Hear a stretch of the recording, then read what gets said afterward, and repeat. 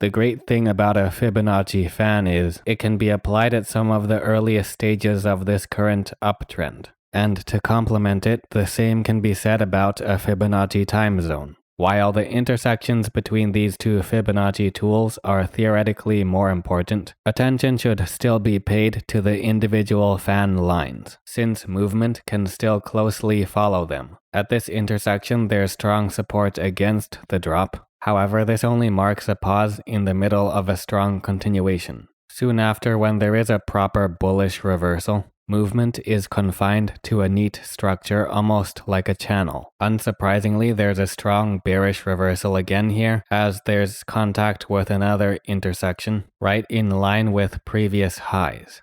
That's why it's also quite normal to just see a minor pause on this fan line before another large drop. Again, more clear reversal candle patterns instantly upon contact with these fan lines. And for more confluence in the broader context, it turns out resistance is persisting at this range.